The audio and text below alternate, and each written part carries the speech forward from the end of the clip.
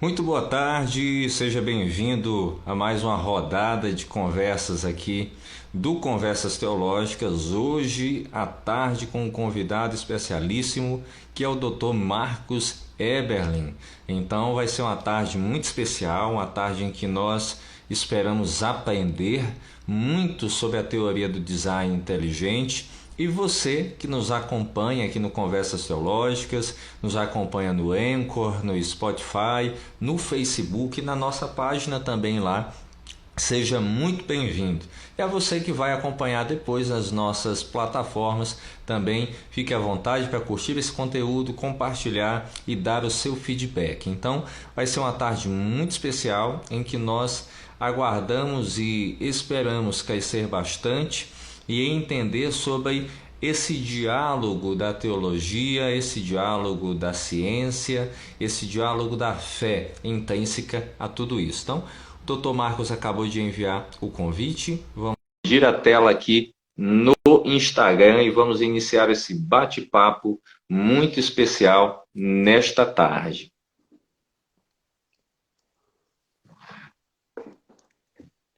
Oi, Pastor Ramon, tudo bem?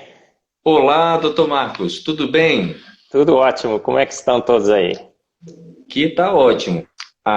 Aqui aparentemente para mim não está aparecendo a sua imagem. Eu não sei se é uma questão Ah, de conexão minha, estou com essa leve impressão que seja, ou daí. Você está me vendo perfeitamente, me ouvindo?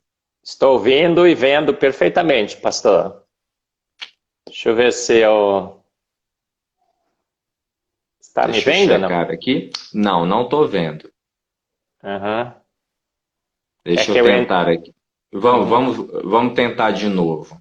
Vou entrar novamente, tá? Um Tá momentinho ótimo. só. Tá bom. Doutor Marcos vai sair, algumas pessoas já estão dizendo que não está aparecendo, e vai entrar novamente na nossa conversa. Então, aguardem só um instantinho para que a gente possa dar continuidade, já agradecendo você que está aqui, que veio somar conosco aqui no canal, aprender nessa tarde. A gente espera ter um momento bem precioso de conversa, de diálogo. Então, a internet, a tecnologia é assim, mas nós vamos aprendendo com ela a cada dia. Então, só esperar o doutor Marcos entrar novamente para que a gente possa assim aceitar e agora resolver a problemática da sua imagem. Então, o áudio dele estava perfeito, porém a sua imagem não estava aparecendo para cada um de nós. Então, vamos aguardar, vamos tentar agora, aí que vai dar certo.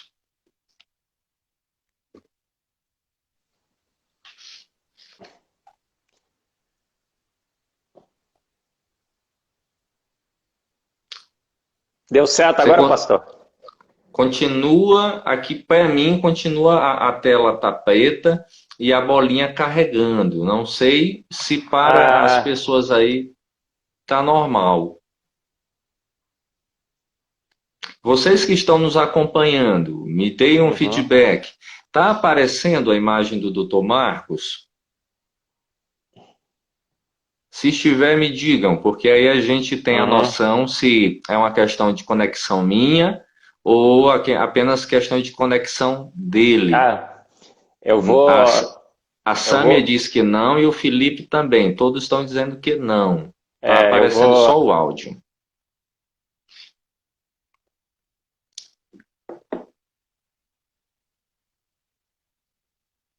Vamos tentar de novo, né?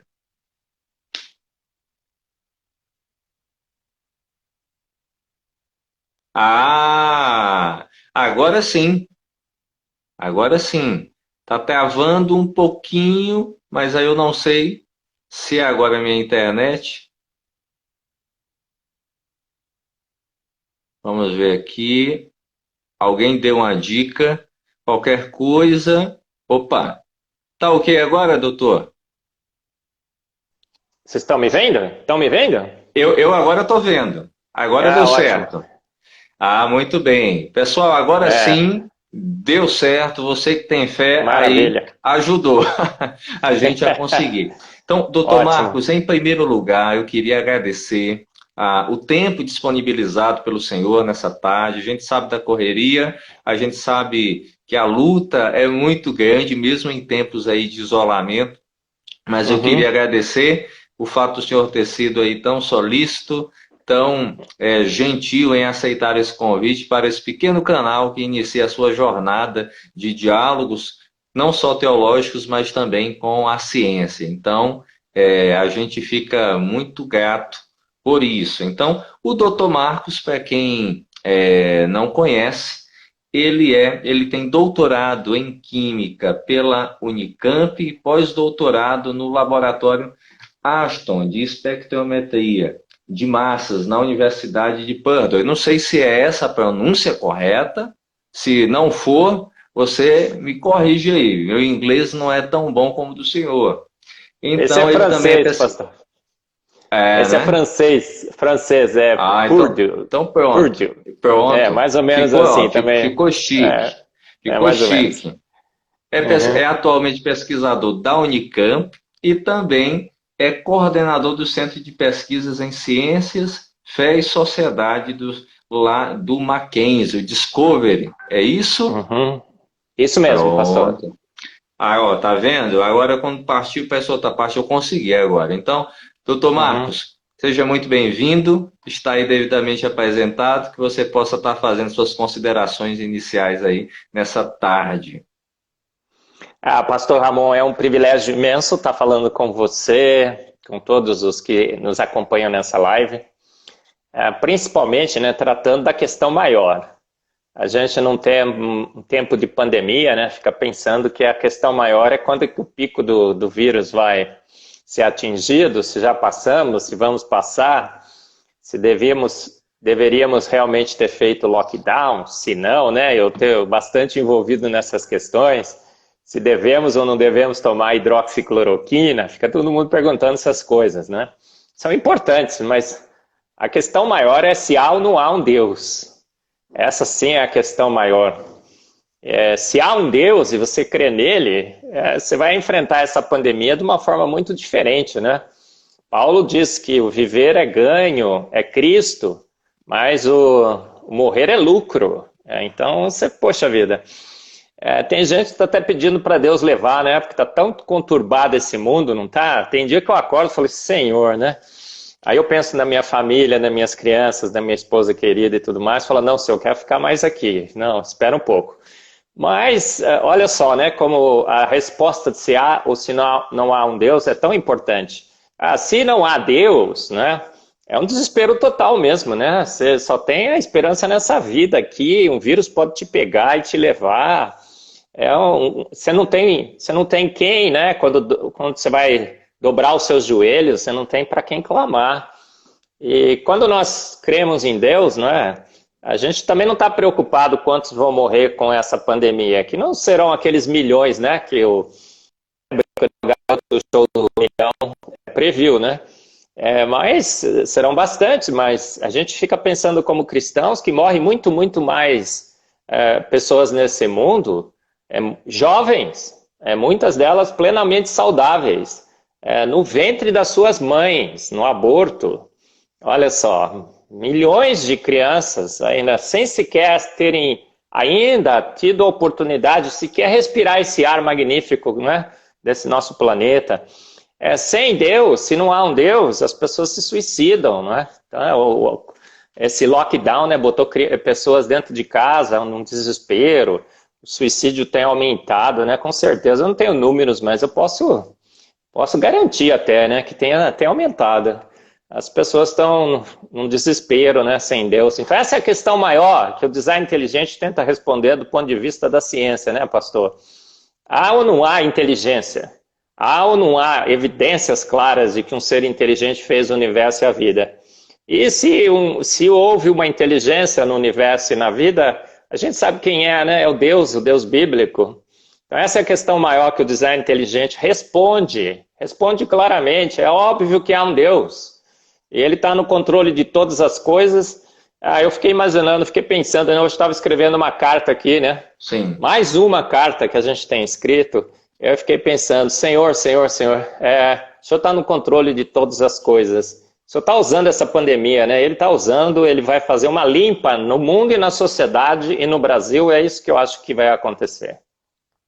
Muito interessante você abrir, porque você logo pontua e deixa claro que o design inteligente ele remete a esse arquiteto do universo que é o próprio Deus. E como você bem pontuou, o Deus bíblico, o Deus que a Escritura apresenta. E nesse momento de pandemia, nesse momento de terror que as pessoas têm enfrentado, de dificuldade, de não conseguir vislumbrar o amanhã, nós realmente voltamos para a questão primeira, para a questão original.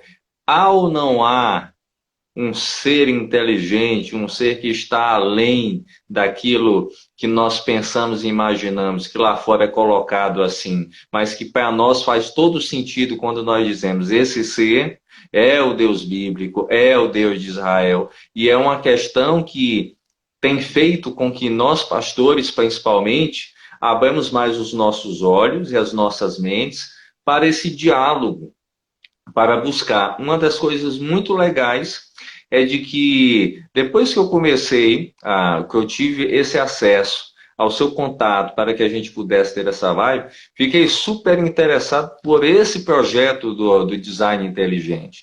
E é um projeto que, talvez para os grandes centros, São Paulo, Rio, Minas, as grandes capitais brasileiras, talvez haja aí já uma difusão maior, mas a maioria daqueles que estão dentro do campo teológico e que necessitam de um conhecimento mais aprofundado nessa área, sequer talvez ouviram. E o design inteligente, ele tem a sua teoria, tem a sua base, mas não tem essa difusão. E eu fiquei muito empolgado e muito feliz com a oportunidade de termos aqui um espaço para que o Dr. Marcos pudesse justamente, a partir dessas considerações, falar de como o design inteligente surgiu, de como o trabalho dele tem se desenvolvido, até para que nós, pastores, tenhamos mais, digamos, conhecimento, se equipar melhor com relação a esses debates que às vezes são tão penosos para nós que temos, às vezes, uma formação acadêmica, teológica, um pouco defeituosa, um pouco complicada, que não contempla isso. Pastor, magnífico, né? Você estava falando, eu fiquei lembrando de um aspecto muito importante. Acho que um dos ramos, né? O ramo do conhecimento humano, a teologia, talvez foi a que mais foi afetada pela teoria darwinista, né? Por quê? Porque passou-se a ideia de que Darwin é absoluto, que a evolução é mais lei do que a lei da gravidade. E um teólogo, né? A ciência, ela dá a base. E em cima dessa base, as perguntas filosóficas são feitas e as teológicas são respondidas, né? As perguntas são respondidas teologicamente. É incrível, né? Eu ando pelo Brasil, eu vejo que a teologia, no fundo, a teologia que foi mais afetada. A ciência é consenso, Darwin é consenso? Não é não. Acho que 1/3 dos cientistas duvidam de Darwin. Mas é incrível como a teologia se rendeu a Darwin. Eu vou em alguns lugares, né? Quase todos os teólogos, né? Cristãos, evangélicos, são darwinistas. Por quê? Porque aí eu fiquei pensando, né, pastor? Porque assim, infelizmente a ciência forneceu uma base equivocada. Que o teólogo, óbvio, né? Como eu não quero discutir teologia, né, como pastor, um pouquinho, né? Porque eu sou um pouco teólogo. Sim. Também, vai. Sim. E o senhor também é um pouco cientista, né? Mas eu não quero confrontar, né? Confrontar teologias, mas a ciência dá a base. Essa base equivocada do darwinismo, né? Não teve muita condição de ser questionada na teologia. Então, as premissas que a teologia hoje usa, a evolução é fato, mais lei do que a lei da gravidade. Há um consenso científico a favor de Darwin. Equivocado isso, a gente vai discutir totalmente equivocado, mas essa é uma propaganda muito bem feita, né? Que as pessoas conseguiram fazer, né? Cientistas, a mídia e tudo mais. A mídia é terrível, né? A gente tem visto isso nessa crise É revoltante o que eles fazem, revoltante como eles manipulam os dados. Mas manipular os dados e convencer a teologia de que Darwin era absoluto. Então, olha, a premissa número 1, Darwin é absoluto, a evolução ocorreu, Deus existe. Então Deus guiou a evolução. Então a teologia hoje é evolucionista teísta, é aquela coisa, aquele compromisso espúrio, é o que eu mais critico, o que eu sou. Combato a evolução, mas combato muito mais o evolucionismo teísta. Que é um compromisso que a gente nunca deveria ter feito, a teologia no mundo fez, a teologia no Brasil, a gente às vezes vai dar uma palestra na teologia, a gente não é aceito não. Eu só aceito mais na biologia do que em teologia, em cursos de teologia. Eles falam, não, já decidimos essa questão, Marcos. Já sucumbimos ao evolucionismo teísta. É um compromisso espúrio com uma ciência falida. Desvirtuamos Deus, né? Os seus atributos são questionáveis aí a partir desse momento. Ele é imperfeito, ele faz lenta, gradual e sucessivamente. A gente tem que falar que Gênesis 1 e 2 é alegoria, que Adão e Eva nunca existiu, e que aquilo lá foi uma historinha contada por Deus para enganar os bobinhos que não entendiam muito bem as coisas. Olha só, que ponto que a gente chega, né? Mas eu acho que felizmente, o design inteligente tem crescido no mundo inteiro e os teólogos têm trocado essa base, essa fundamentação equivocada e posto o design inteligente. Aí quando você põe o design inteligente, aí você pode voltar para aquele bom e velho evangelho, né? Aquele que respeitava a palavra pelo poder, pelo seu poder e sua autoridade. Você não precisa fazer nenhum compromisso, não retirar nenhuma vírgula, nenhum ponto de exclamação ou interrogação de Gênesis 1 e 2. É reconhecer que a palavra fala por si só, né? Ela é fiel e digna de toda a confiança. Então, os teólogos, acordem com esse compromisso espúrio que foi um dia feito com uma ciência equivocada. A boa ciência do design inteligente mostra que um Deus todo-poderoso fez o universo, fez a vida e os fez prontos pelo poder da sua palavra. Algo interessante, tem um livro do filósofo Luiz Felipe Pondé, se eu não me engano, 10 Mandamentos mais um, em que ele cita que a teologia virou a louca da casa. Ele vai dizer que a teologia realmente, como você bem colocou, acabou sucumbindo à sociologia, a alguns ramos da ciência, sucumbindo à própria filosofia, e acabou deixando o seu lugar, que era como a coroa, a rainha das ciências. E isso foi muito ruim. Nós passamos a negar aquilo que era primordial para cada um de nós, para negociar uma certa entrada em determinados meios acadêmicos e alguns elogios. Só que isso colocou em xeque aquilo que era de mais valioso, que é olhar para o texto bíblico e ver naquilo o agir de Deus, ver a mão de Deus, ver ali a estrutura divina desenhada e a gente abriu mão disso em prol de elogios e de ser aceito em determinadas rodas, em determinados meios acadêmicos. E isso foi muito ruim. E o que me assusta que você colocou é que há basicamente um grande consenso, não só no que nós chamamos na teologia dos ramos liberais e neo-ortodoxos, mas também até em alguns setores da teologia conservadora. Você vai encontrar, hora por outra, teólogos de linha conservadora abrindo a isso. Então, como você bem colocou, a mídia e a academia, elas têm um poder fantástico, como a gente tem visto aí. O que a OMS diz é lei. Por mais que a gente olhe e perceba que várias coisas que a OMS citou, ela se desmentiu ao longo desse processo.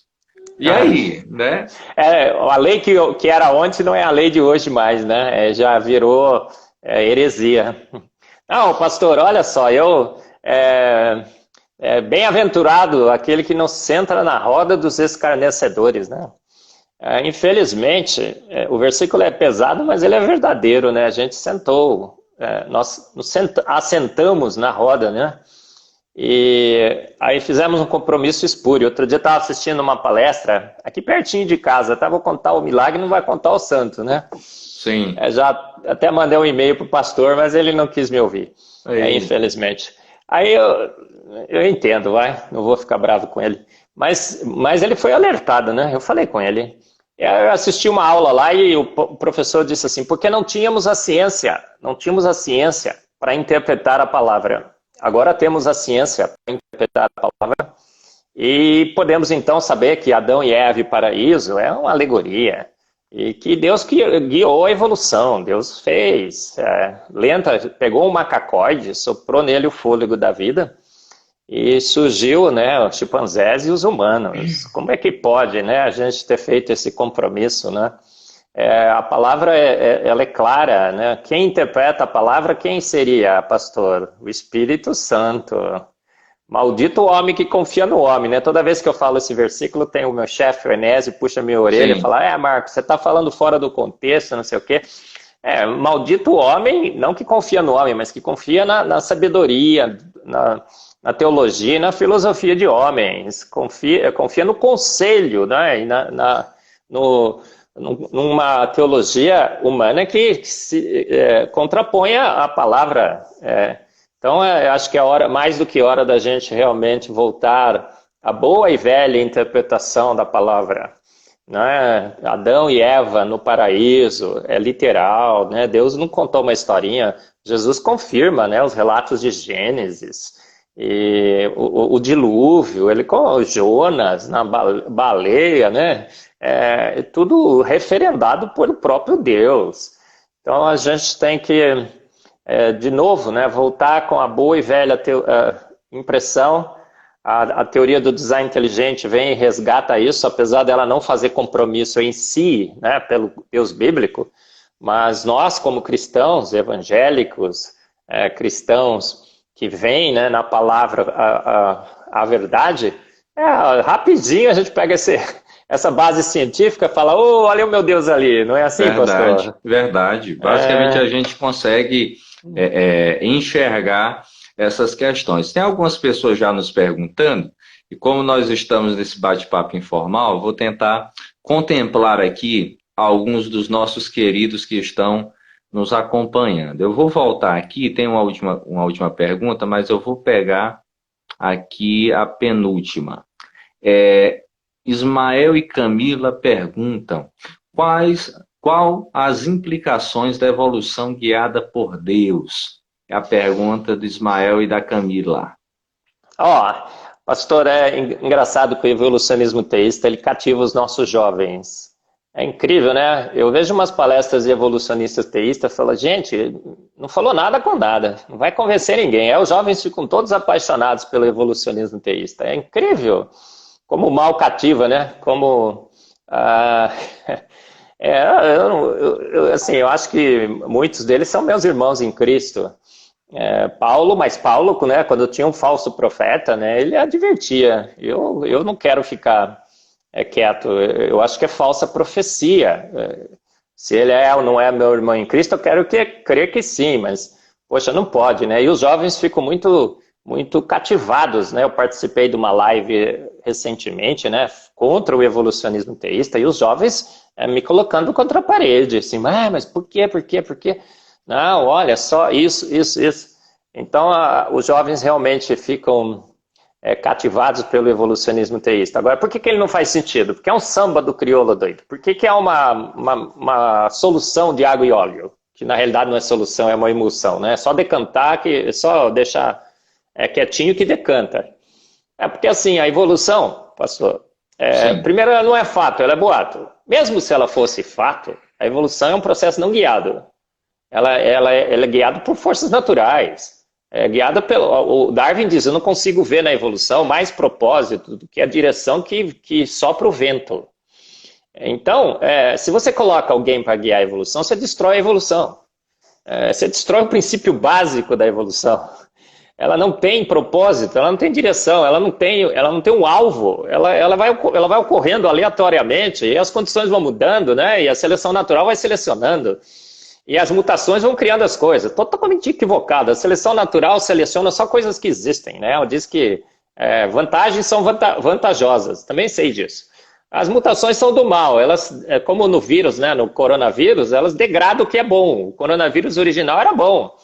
E aí não dá para pôr Deus para guiar a evolução. Agora, quando você põe Deus para guiar a evolução, você destrói Deus. Seus atributos invisíveis, o seu eterno poder, a sua divindade, a sua santidade. Deus é gente que faz e faz bem feito. Deus não precisa ficar testando, né? Como nessa aula que eu assisti, o professor falava assim, olha, Marcos, Deus fez e não gostou, fez e não gostou. Foi fazendo, até dar no homem a coroa da criação. Se eu acho, pastor, que ele ficou testando com a gente, fez uns humanoide meio torto e tal, não gostou com 3 olhos, colocou com 2, o nariz pôs na testa, depois pôs... aí, nossa, agora ficou bonitinho, e tudo que não ficou bom, ele eliminou, um Deus cruel, ineficiente, aí você destrói Deus. Então o evolucionismo teísta não faz sentido, porque ele destrói a evolução e destrói Deus. Não sobra nada dele, é um compromisso espúrio, totalmente equivocado. Muitos têm defendido isso no Brasil, os jovens têm se apaixonado por isso, infelizmente. Aí começam a falar mal do design inteligente, mal de mim também, né? Olha, o Marcos persegue o evolucionismo teísta, que herege que ele é, né? Quero ser herege sim, pastor, porque eu não quero defender esse compromisso espúrio. A gente tem que fazer o compromisso com a boa ciência, com a boa teologia, com a boa filosofia, reconhecer os limites da ciência, chamar o teólogo e o filósofo de novo para discutir, né? É o que o evolucionismo eliminou, né? Tornou a ciência absoluta, o cientificismo e tudo mais. Olha só que caos que a gente vive, né? O ministro ficava pedindo lá ciência, ciência, ciência, ciência, ciência, ciência. Ficou pedindo tanta ciência que não fez nada, né? Porque não temos ciência, essa ciência absoluta, né? Que resolve todos os nossos problemas. Tem um monte de cientista, cada um fala uma coisa, né? Vai para a direita, para a esquerda, usa, não usa, né? Fecha em casa, abre, né? O prêmio Nobel fala não fecha, outro prêmio Nobel fala fecha, dá hidroxicloroquina, outro vem e fala não, olha, mata. E o que é isso, né? Por que a gente vive esse caos? Acho que Deus está querendo mostrar, né? Que quem sabe é Ele, né, pastor? Exatamente. Tem uma pergunta aqui do Felipe. Professor Eberlin, como o design inteligente responde à questão do mal no mundo? Eu vi essa daí. Ele não responde, viu, Felipe? Olha que boa a resposta. Como é que ele responde? O design inteligente não responde. O design inteligente é um empreendimento de cientistas, viu, Felipe? Que nada sabem. Só sabem que nada sabem. Esse é o primeiro declaração universal de todo cientista, né? Só sei que nada sei. E eu vou seguir os dados e a partir dos dados vou tentar dar respostas. E aí o que o design inteligente faz, né, Felipe e Pastor? Ele fala assim, olha, a partir dos dados que eu tenho aqui, parece que foi uma mente inteligente que fez o universo e fez a vida, e os fez prontos. Parece que fez muito bom. Agora, qual é a intenção desse designer? Se ele queria o bem, se ele queria o mal, se ele criou seres absolutamente bons, ou se ele criou seres meio bons, meio ruins, isso aí é uma questão que a gente não consegue responder do ponto de vista científico, né, pastor? Ainda bem, né? Sim. Então a gente chama os teólogos, fala, teólogos respondam. Aí, Felipe, vou te dizer, hein? Os teólogos têm se debatido sobre a questão do mal do mundo desde o início da teologia, os filósofos idem, né? E cada um que você pergunta, né? Uma vez, pastor, estava numa igreja, dei uma palestra, né? Aí um dos jovens no fundo lá falou assim, Marcos, e o mal no mundo? Eu falei exatamente o que eu tinha falado agora, né, pastor? Mas aí eu fui dar uma de teólogo, né? E sim. Quando você não é especialista, você pode quebrar a cara, né? Isso. Aí eu falei, olha, mas eu também sou gente, eu tenho a minha teologia, e eu acho que o mal do mundo é assim, assim, assim. Aí acabou a minha palestra, veio o pastor da igreja e falou assim, olha, irmãos, teve aquela pergunta sobre o mal, mas o professor Marcos é um cientista, ele não é teólogo. E agora eu vou explicar para vocês como é realmente a questão do mal no mundo. Ele blá, blá, blá, blá, blá, falou uma coisa totalmente diferente da minha, né? Sim. Por que a gente diverge nesse mundo, né? Seria tão simples, era todo mundo aceitar a minha opinião, né? E que estava resolvido. Eu acho que eu estava certo, eu acho que ele estava errado, mas só acho. Por que eu tinha uma opinião e ele tinha outra? Porque essa é uma questão extremamente difícil do ponto de vista teológico. Eu concordo, eu acho que não é trivial a resposta. Eu acho que tem uma ótima resposta, só que eu não acho que talvez que a gente tem certeza absoluta que ela esteja certa. Como a gente tem arminianos, calvinistas, não temos? A gente não se debate sobre se é livre-arbítrio, livre-agência, se Deus já escolheu todo mundo, ou se ele passou esse privilégio ou essa decisão para o homem, né? Tem questões teológicas muito complexas, eu acho que por isso que ser cristão é interessantíssimo, que a gente não sabe tudo, a gente lê a palavra, a gente interpreta, pede a orientação do Espírito, mas a gente vê como num espelho, né, numa sombra. A gente vai ter que perguntar para ele. É uma questão que a ciência por si só ela não explica, ela dá o seu ponto de vista. Mas, como você bem colocou, a teologia e a própria filosofia já estão nesse debate há muitos e muitos anos. E até hoje nós não temos uma resposta que seja totalmente satisfatória para ninguém. Mas a teologia trouxe para si, junto com a filosofia, essa prerrogativa de tentar responder. A ciência se colocou num patamar por trás das cortinas, de não debater isso. Então, muitas vezes a gente quer buscar essa resposta diretamente na ciência, sem entender que é um conjunto que pode indicar uma resposta satisfatória. Mas, claro, eu como teólogo vou sempre estar puxando a sardinha, igual alguém que é cientista também vai puxar a sardinha para o seu ramo, para a sua área, é natural. Tem alguém aqui falando, eu estou dando aqui espaço ao pessoal, professor Marcos, fala um pouco da complexidade irredutível. Tem essa pergunta. Ah, maravilha, pastor Ramon. Ramon, né? Acertei seu nome, né, pastor? Acertou. Isso. Ó, a complexidade irredutível é um conceito que o Michael Behe lançou nesse livro aqui, ó. Deixa eu pegar o livro para vocês. Espera um instantinho.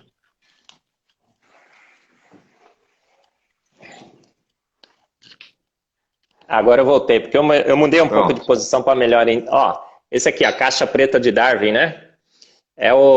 Esse aqui é o grande best-seller do design inteligente. Foi lançado em 1996 por Michael Behe. Eu tive o privilégio de traduzi-lo agora pelo Discovery Mackenzie. E a complexidade irredutível é um conceito que mostra que realmente alguém colocou as coisas juntas, prontas, desde o início. Então, o Michael Behe usa, por exemplo, a ratoeira, né? Para ilustrar o seu conceito.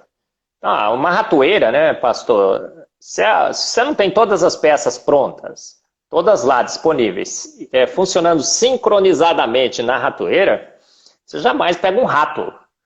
Então o Michael Behe disse assim, não dá para a gente pensar na evolução, porque a evolução teria que evoluir uma ratoeira, primeiro formando a mola, depois formando a barra, depois formando a plataforma. Mas enquanto você não tem tudo junto, não presta para nada. Então ela é um sistema complexo, a vida é um sistema extremamente complexo, que você não pode reduzir. Se você tira uma parte, ela para de funcionar. Então, o que o Michael Behe disse, a vida é coisa de profissional, gente. Ou um profissional foi lá e falou assim, vou fazer uma ratoeira, e construiu uma ratoeira pronta, funcionando, com partes integradas, sincronizadas, a ratoeira nunca existiria. Então essa ideia de que matéria inanimada um dia podia ter evoluído e formado a vida é totalmente uma ilusão, absolutamente uma ilusão, né? Esqueça essa história, totalmente, no papel funciona bem, nas palavras do professor de biologia parece que funcionam bem, fazem sentido, mas nos fatos, nas leis e contra, né, os argumentos que o design inteligente usa, a evolução sucumbe, ela se torna impossível, irracional.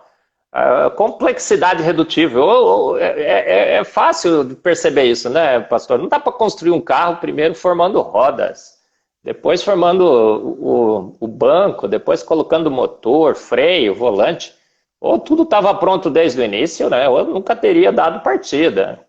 Esse é o conceito da complexidade irredutível do Michael Behe, né? Que abalou, ruiu com a evolução. Deu a primeira martelada, né? Depois teve outros dois, né? Esse aqui, Antevidência, que eu acabei de lançar, foi a pá de cal, eu diria. que acabaram de fazer o sepultamento Já estava da teoria. enterradinho, né? A Antevidência veio, jogou a pá de cal e colocou ali, né, a lápide, né, no túmulo da evolução. Muito interessante que você coloca. Tem aí um comentário. Vou já dar espaço para outras pessoas, senão o pessoal vai pegar e vai me bater aí se eu não pegar e colocar essas perguntas. Mas vamos lá, deixa eu tentar aqui colocar algumas questões. Tem uma pergunta bem interessante de alguém que colocou aqui. Como incluir o criacionismo nos livros escolares? Como está a teoria da evolução? É a pergunta que fizeram aqui para você.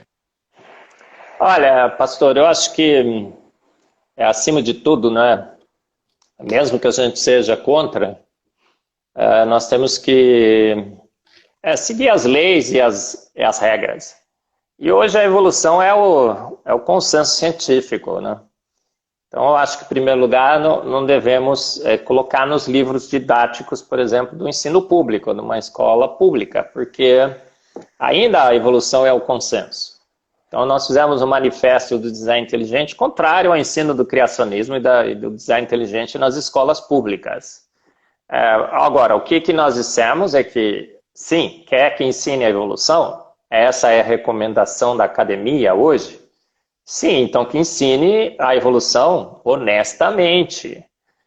Que diga, olha, essa teoria ela existe, mas existem inúmeros problemas. Problema número 1, 2, 3, 4, 5, 6, 7. Sim. Se fizerem, mas se fizerem, por que não fazem isso, né, pastor? Porque se fizessem isso, pô, o cara saía da escola, pedia licença para a professora, né? Fala, professora, como é que a senhora me ensina uma teoria dessa? Agora, e também, eu acho que se existe um debate, enquanto nós não ganhamos esse debate, o professor, a gente recomendou isso, que ele deveria dizer, olha, eu não vou ensinar a teoria do design inteligente, mas saibam que existe uma teoria que faz frente hoje à teoria da evolução.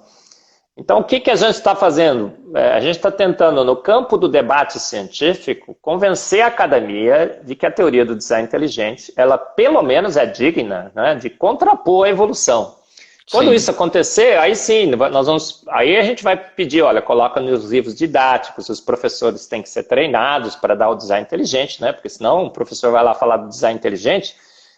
Existe uma associação no Brasil que defende o evolucionismo teísta e ele diz que defende também o design inteligente. Eu assisti uma palestra que eles deram sobre o design inteligente, eu sou Pedro, né, pastor? Eu quase fui lá com uma espada e cortei a orelha do palestrante, né? Falei, você não está falando do design inteligente, você está criticando o design inteligente, você está usando os mesmos argumentos contra.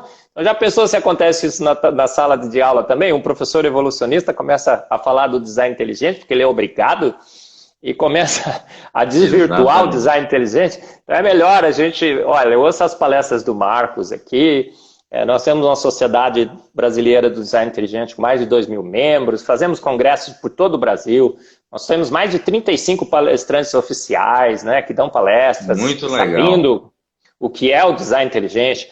Leia o Antevidência, né, que eu acabei de lançar, leia o Fomos Planejados, a maior descoberta científica de todos os tempos, né? No site da editora Mackenzie você pode adquirir, você coloca lá o hashtag design inteligente, tem um desconto bem legal para você. Leia, olha o Celião aí, né? Celião, bacana. O Celião a gente diverge bastante em relação ao Covid aí, coronavírus, né? Ele é a favor do lockdown, eu sou meio contra, né? Ele, não sei, ele gosta da hidroxicloroquina um pouquinho, eu sou super a favor, mas a gente converge no design inteligente, né, Célio? Eu ouvi você aí. Muito bem. Há uma pergunta aqui do Pastor Edson. Deixa eu ver aqui. Pastor Edson é um amigo conterrâneo aqui do estado vizinho do Piauí. Ele pergunta: existe alguma diferença da perspectiva da TDI e do criacionismo? Ô, pastor, não é só... Como é que chama o nome do pastor mesmo? Pastor Edson. É um dos maiores teólogos aqui do estado do Piauí. O pastor Batista aqui é uma sumidade. Que privilégio, pastor Edson, então, de responder a sua pergunta. Olha, pastor, não só existe diferença, mas são duas linhas totalmente distintas. O criacionismo bíblico, né, porque tem diferentes tipos de criacionismo, ele parte de um pressuposto, a Bíblia tem razão. Eu sou criacionista, tá? Bíblico, da pior espécie, terra jovem e universo jovem. Né?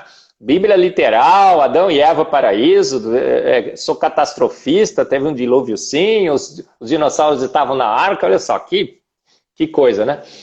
Então, o criacionista bíblico, ele entende tudo isso e ele pega e vai, na ciência, tenta encontrar evidências de que o que ele crê é verdadeiro. Encontra um monte, tá? Mas aí o cientista fala, isso não é ciência, ele já partiu de pressupostos, de pré-definições. E eu concordo. Então, a teoria do design inteligente, ela é um empreendimento de cientistas das mais diferentes posições filosóficas e teológicas. Eu acho que a maioria é de cristãos, sim, mas tem gente lá que não tem nenhum compromisso teológico. Inclusive, a gente nem sabe, porque a gente não coloca na fichinha lá qual a sua religião. Você é cientista, quer trabalhar com a gente? Ótimo. E ele parte do pressuposto que nada sabe, ele vai seguir os dados exclusivamente, vai tentar se guiar pelos dados, vai deixar o seu preconceito, a sua pré-definição em casa. Lá não somos nem corintianos, nem palmeirenses. A gente vai aí tentar decidir se o Palmeiras tem mesmo mundial, mas sem ser corintiano e sem ser palmeirense, né? E a gente vai seguir os dados. E aí a gente chega nos dados e fala, poxa, foi uma mente inteligente que fez o universo e a vida. E aí a gente fala, pô, daqui para frente eu não consigo ir. E a gente pega e lança essa questão para a ciência, para a teologia e para a filosofia. Aí, com a boa filosofia e a boa teologia em cima, a gente descobre que foi o Deus bíblico. Então, olha só, partimos de dois extremos opostos, né? Mas a gente convergiu no mesmo ponto. Foi o Deus bíblico que criou o universo e criou a vida. O design inteligente fez o quê? Ele deu a base, ele deu a fundamentação, para que, com boa teologia e boa filosofia, a gente descobrisse que foi o Deus bíblico. Então é uma descoberta autêntica. A descoberta que a gente faz de que um Deus inteligente, onipotente, onipresente, onisciente, criou o universo e criou a Bíblia, criou o universo e criou a vida, inclusive, hoje, independente da revelação da palavra. Legal demais, eu acho. Fantástico. Você nem precisa da Bíblia mais hoje para dizer que foi Deus, tá? E confirmar isso, porque hoje nós temos o conhecimento, né? Paulo disse que os atributos invisíveis de Deus, o seu eterno poder e a sua divindade, se vê claramente nas coisas que foram criadas, na física, na química. E a gente falou, olha, foi uma mente inteligente. Agora, para saber quem é essa mente inteligente, a gente tem que ir na palavra, não tem outra escapatória. E aí na palavra a gente encontra alguém lá bem descrito que bate exatamente com as características e os atributos dessa mente inteligente que a gente consegue detectar pela ciência. Então é um casamento perfeito, né? É por isso que eu gosto do design inteligente, porque é um empreendimento autêntico, descompromissado, que flui naturalmente para o Deus bíblico. Muito bem. Há um questionamento que o pastor Edson também colocou adiante. Há fundamento científico para a Terra Jovem? Ele colocou aqui. Aí, a gente estava falando da teologia, né, Ramon, pastor Ramon? Isso. Aí tem teólogos que pegam a palavra, né? Assisto às vezes algumas palestras sobre isso. E teólogos que pegam a palavra e falam assim, olha, realmente a Terra é antiga, porque está escrito aqui, ó, porque para Deus um dia são 1000 anos e 1000 anos um dia. Como a interpretação equivocada da palavra é terrível, não é, pastor? A gente tem que ter bons teólogos nesse planeta, né? Poxa vida, você não pode pegar o versículo fora do seu contexto aqui.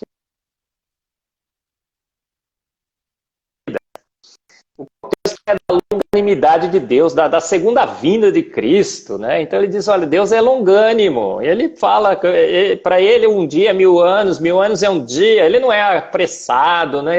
Ele ama todos e tal. Nada a ver, né? No dia em que o Senhor criou o céu e a terra, olha, tá vendo? Então, não foi 7 dias, num dia. Então esses dias pode ser milhões e milhões de anos. Poxa vida, vai lá no hebraico, né? No original, está escrito lá Beion, né? Beion é no tempo, no período, né? Você tem que saber hebraico, grego, né? Você tem que ser um estudioso. Teologia é coisa de profissional também. É gente que estuda, gente que sabe, porque senão começa a falar essas bobagens aí, né, pastor? Então, e milhões de anos, gente, nada, a Terra é jovem. Os dinossauros, por exemplo, encontrou tecido mole. Cortaram o osso do T-Rex recentemente, eu falo isso nas minhas palestras. Tinha tecido mole, células sanguíneas, cheirava mal. Então, dinossauros foram extintos, viu, pastor Edson? Há milhares de anos atrás, ou centenas de anos atrás, ou até, quem sabe, talvez, eu acho que impossível, isso, quase impossível, mas não é totalmente impossível, de que tem um dinossauro perdido por aí ainda. Um terço do planeta não foi ainda investigado, de repente a gente acha.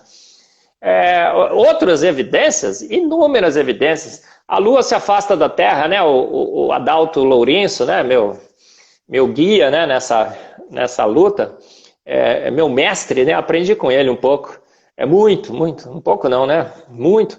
Ele diz, olha, a Lua se afasta da Terra, né? Se você regride, em 500 milhões de anos já não tinha mais vida na Terra. O campo magnético da Terra, a nossa atmosfera, a deposição de sedimentos no mar, N evidências. A gente só acha que a Terra é antiga porque a gente fez, inclusive nós, né, evangélicos, teólogos e tudo mais, porque fizemos aquele compromisso, né? E no compromisso você tem que ter milhões de anos. E a gente fica pervertendo a palavra, fica achando que Ion seriam eras, né? Pô, como é que pode, pastor? Deus cria as abelhas num dia e cria as flores no outro. Há um sinergismo, né, mutualístico assim, absoluto entre abelha e flores. Deus cria o sol num dia e as plantas no outro. Peraí, a planta antes e o sol depois, né? Ficam eras sem sol, as plantas. É um samba do crioulo doido, não é? É um negócio bem complicado mesmo. A gente roda. O Denilson pergunta: o que é preciso para fazer parte desse grupo do design inteligente? Tem algum critério? Eu até vou explicar. Eu vi aqui uma pergunta do Felipe House também, né? Isso. Diz que o ruim do DI é que se envolve com a Bíblia demais, né? Eu acho que é o bom do DI, viu, Felipe? Se você não tiver, se a sua ciência não tiver implicações filosóficas e teológicas, e se essa ciência está falando sobre a origem do universo, da vida, para que serve essa ciência, né, pastor? Não serve para nada. Ela é totalmente inócua. Uma ciência que não tenha implicações filosóficas e teológicas. Agora, a teoria do design inteligente, ela remete para o Deus bíblico? Sim, e daí? O darwinismo não remeteu para a não existência de Deus? E daí? A gente não pode ficar naquela velha ilusão, né, de que ciência tem que ser ciência e se restringir à ciência e a partir de só discutir ciência. Só discutir ciência, mas não serve para nada. A ciência das nossas origens, que não tenham implicações filosóficas e teológicas, não servem para nada. É totalmente inócua. E o que acontece com os defensores do design inteligente? Nós somos livres, plenamente livres, para cada um dentro do design inteligente, viu, Felipe? Colocar a sua posição filosófica e teológica. É óbvio que eu coloco a minha, porque é assim que a gente tem que fazer. Agora, se um defensor do design inteligente quiser defender que o designer são os ETs, tudo bem, eu só vou lamentar, porque é uma péssima defesa. Se ele quiser defender que é um Deus que já morreu, eu acho que vou lamentar, porque parece que ele ainda age por aí. Então, vamos ser francos e honestos, né? Saber que realmente, como gente, todos nós temos plena liberdade de defender, e que o design inteligente remete para o Deus bíblico é óbvio e evidente. Eu digo que Deus bíblico ganha de goleada. E quem não gostar, lamento o desgosto, mas é assim que tem que ser. Muito bem. Voltando lá à questão, não sei quem, não me recordo mais o nome, mas ele perguntou quais são os critérios, como é que faz para participar desse grupo do sim. TI, para a gente não deixar nosso queridão lá no vácuo. Esqueci, né? Me empolguei tanto com você, hein, Felipe House? Felipe tá aí. Legal, Felipe. Obrigado, Felipe, pelas perguntas. Maravilha, gostei da sua pergunta, porque é uma crítica que faz, né? Meu chefe, inclusive, o Enésio Almeida, ele me puxa minha orelha, fala, Marcos, você fala muito de Deus e tudo mais. Pô, mas se eu não falar do meu Deus, se eu não falar do meu pai, se eu não falar de quem me criou, se eu não falar do meu pai querido, pô, para que eu estou aqui, né? Eu sou pó. Ele é todo poderoso, onipresente, onisciente, ele é magnífico e ele tem que ser louvado e engrandecido. Para o louvor da sua glória, ele criou e fez a ciência. Ele é o autor e consumador da ciência. Pastor, 90% dos ganhadores de prêmio Nobel foram homens e são homens que creem em Deus, creram e creem em Deus. Olha só, valeu, Felipe, obrigado aí. Ele disse que é meu fã, né? Eu sou pó, viu, Felipe? Olha só, 67% dos ganhadores de prêmio Nobel, homens que se declaravam ou declaram cristãos. 17% de judeus. Eles são 0,2% da sociedade e ganharam 17% dos prêmios Nobel. Há algo de sobrenatural com os judeus, pastor? Há ou não há? Eles ganharam 40% dos prêmios Nobel em economia. Há algo especial com a economia dos judeus? Sim, ele foi treinado pela palavra, né, por Deus a fazer bom uso dos seus recursos, né, judeu é incrível. Agora, 10% a gente não sabe muito bem, mas não são ateus. Se você não é ateu, você crê em Deus, né? E 10% só se declaram ateus. Eu brinco, né, que Deus deu o dízimo para os ateus, né? E a gente fica achando que cientista bom é cientista ateu. 10% só ganharam o prêmio Nobel. O que é isso, gente? 90%. Deus é o autor e consumador da ciência. E parece que Deus honra e glorifica os cientistas que nele creem. Fantástico, né? Como você se faz parte do Design Inteligente? www.tdibrasil.com. Felice já. Siga a página do Discovery Mackenzie, da Universidade Presbiteriana Mackenzie. De longe a melhor do Brasil. De longe a melhor do Brasil. Você vai falar assim, nossa, Marco, mas os números de longe é o melhor do Brasil. Porque não é só em papers, em citações, que uma universidade é medida. A universidade é pluralidade de ideias. A universidade é o ponto e o contraponto. A universidade é uma universidade bem cuidada, limpa, organizada. Onde o marxismo e o darwinismo não dominam absoluto. É lá, na Presbiteriana Mackenzie, né? Então, entra na página do Discovery Mackenzie. Faço propaganda da minha universidade querida, sim. É a melhor do Brasil, porque a gente precisa reconstruir a universidade no Brasil, né, pastor? É outra que foi... Exatamente. É algo que foi perdido. Não vou esquecer a melhor do Brasil é a Mackenzie, mas coladinho ali em segundo lugar, coladinho está o NASP, dos meus queridos irmãos adventistas. Amo os adventistas, né, pastor? Só não me torno adventista porque eu brinco com eles, né? Mas o cafezinho é bom, hein, gente? E guardar o sábado não é fácil não, hein, gente? Nossa, é muita luta contra esse mundo. Mas estou brincando. Encostadinho também, lá está a Unievangélica. Olha, universidades confessionais no Brasil que crescem, né? A Mackenzie, o NASP, Unievangélica. Eu acho que talvez seja esse o caminho que Deus vai usar para salvar a universidade no Brasil, né? Cada vez mais universidades confessionais que confessam o nome de Deus, que Ele é o autor e consumador da ciência, que eles possam, que essas universidades possam salvar o Brasil, né, dos últimos lugares na ciência. Amém, amém, coisa boa.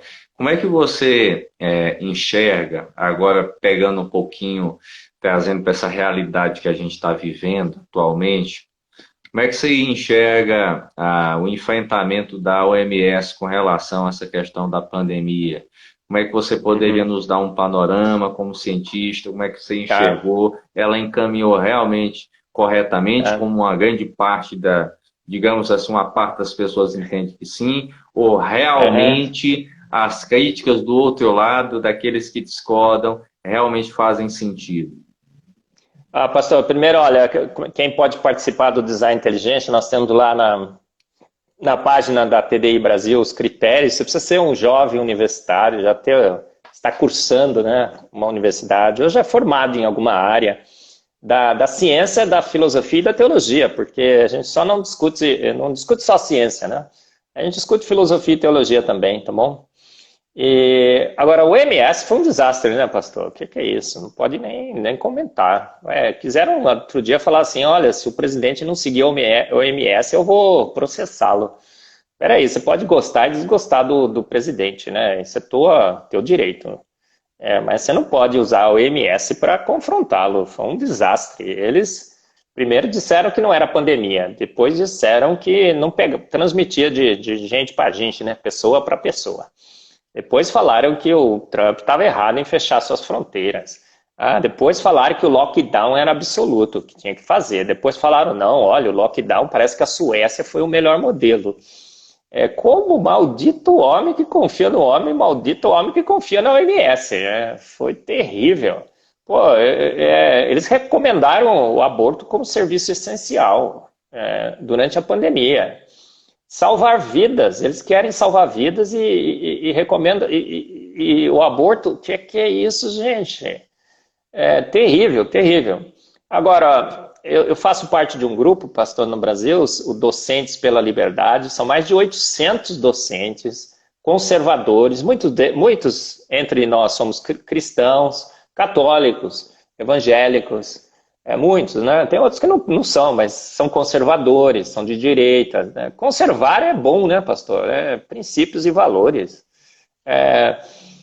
E os conservadores e tal, a gente tem seguido essa pandemia. Primeiro, a gente tem defendido a hidroxicloroquina. É um crime, não dá. É um crime, não dá. É um crime, não dá. Alguém vai ter que responder isso nos tribunais, eu pus no meu Face, nos tribunais da terra ou no tribunal do nosso Pai. Por que não deram? Porque os estudos são todos a favor. Aí criaram aquele estudo lá em Manaus, pastor, superdosagem, né? O presidente falou ontem, inclusive. Deram para doentes terminais, e quando a gente sabe que tem que usar precocemente. Tem países, né? Costa Rica, a Itália está usando agora, a Argélia começou a usar com excelentes resultados, Portugal usa desde o início, não é uma jabuticaba brasileira, né? E o Didier Raoult ontem na França, em Versailles, ele estava passando na rua, o vídeo está na internet aí, nas mídias sociais. Foi magnífico o que aconteceu. As pessoas pararam o carro dele, pediram para ele descer o vidro e começaram, merci beaucoup, Didier Raoult, merci beaucoup, o novo herói francês. Por quê? Porque ele foi ousado. Aí eu pus no meu Face também, né? Aos hesitantes, o ostracismo. Aos valentes, a glória. A Bíblia fala isso, né? A quem honra, honra. E o novo herói francês, por quê? Porque ele aplicou lá 1.061 pacientes. Então é um crime não usar. E o Mandetta não usou, entrou um novo ministro, a gente estava todo esperançoso que ele fosse usar, ele está temeroso, hesitando. A gente está tentando ver o que vai fazer. 800 cientistas brasileiros que estão a favor, né? Ciência, ciência, ciência, a gente tem ciência com ciência com ciência. 800 ciências, né? E a gente está fazendo o melhor possível. O lockdown foi o maior erro do século. Foi o maior erro do século. Eu tenho certeza absoluta do que eu estou falando? Não, mas tudo que indica, né? Daqui a um ano a gente volta a conversar, pastor. Todas as curvas de todos os países, independentes de terem ou não terem feito lockdown, são iguaizinhas, muito, muito próximas. Talvez fôssemos perder um pouco mais de vidas não fazendo lockdown, talvez.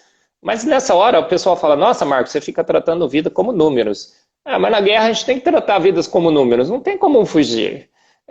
Você vai perder 2.000 a mais, mas quantos nós salvaríamos de depressão, né? Tem alunos meus, né, nos seus quartos deprimidos, de suicídio, de violência doméstica, a depressão, a recessão econômica, né, retira do homem a sua dignidade. Só um minutinho, doutor Marcos. Nós estamos já para encerrar nosso tempo, são 59 minutos e 32. Se o senhor topar, nós vamos encerrar essa primeira parte e Sim, sim. continuamos aqui na segunda parte. Então, vai já encerrar, faltam aí 20 segundinhos. Tá. Você que está com a gente, Uhum, aproveita e segue o nosso canal aqui do Conversas Teológicas, segue a página do Dr. uhum. Marcos e nós vamos voltar em instantes aqui para a segunda parte desse bate-papo que rendeu além daquilo que a gente esperava.